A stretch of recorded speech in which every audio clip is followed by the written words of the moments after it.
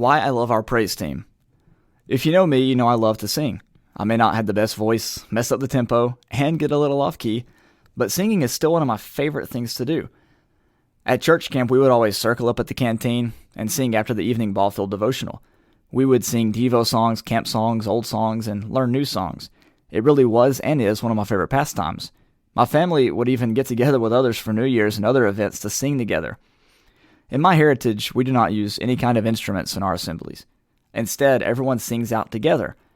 While I no longer believe that this is the way it absolutely has to be done, it is my preferred method of worshiping God. So I don't see myself ever trying to incorporate instruments into the Sunday morning assembly. For one, the potential division wouldn't be worth it, and plus, I just prefer to sing. So when I visited North Broad in the summer, I was excited to learn that they have a praise team. A praise team, for the uninitiated, is a group of people who have microphones at their seats, usually one or two for each part. Growing up, I heard of different churches incorporating praise teams in their singing, but I never really got the point of them. If it was good enough for the apostles, it's good enough for me, right? Well, really, what was good enough for the apostles, like singing without air conditioning, may not be what's best for me. As much as I want to follow in their footsteps, I don't think that includes turning off the projector, throwing out that HVAC, and canceling our power service. So, why do I love our praise team? Well, one, I can learn new songs easily. At North Broad, they sing a lot of songs I've never heard of before. I never really got into the Zoe group except for a few of their earlier CDs, so when I came here, I didn't know probably 2/3 of what they sing. Being able to read the music and listen to the bass, I could pick on the songs and my part a lot more quickly than usual. Growing up, if you wanted to learn a part for a song, you would go and sit in front of or beside someone who knows that part. If I wanted to learn bass, I would sit beside one uncle, but if I wanted to learn tenor, I would sit a little closer to the other. With a praise team, you don't have to move around the building to crowd around one person who knows the song. You can follow along from where you are.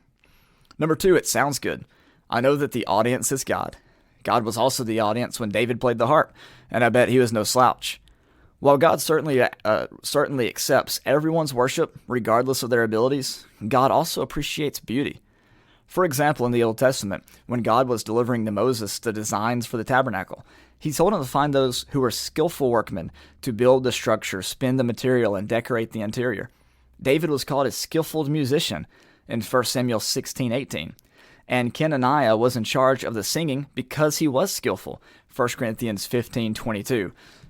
Churches don't just let anybody lead singing, in my experience at least.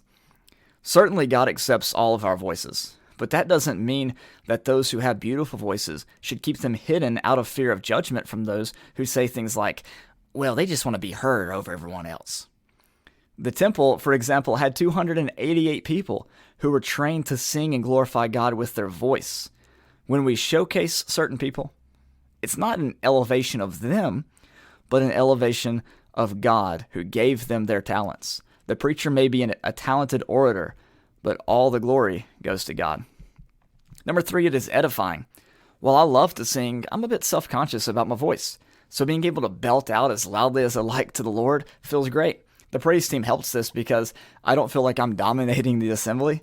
I can focus on my worship to God by singing out and singing proudly without worrying about scarring the eardrums of the people around me. But there's also something about listening to people who really know the song they are singing. There just seems to be more meaning to it when you aren't just reciting words. These are people who pour their heart and soul into the song selection, practice, and understanding of these songs. The notes matter, but the words matter just as much, if not more, and it shows when you really listen to their voices. At the end of the day, it's all about praising God, and whatever a congregation feels like they can do to make it easier for them to do that should be considered. For me, praise teams are an excellent way to assist in the singing, help people learn songs, and edify the members. Praise be to God for giving people beautiful voices, and let's allow God's handiwork to be heard.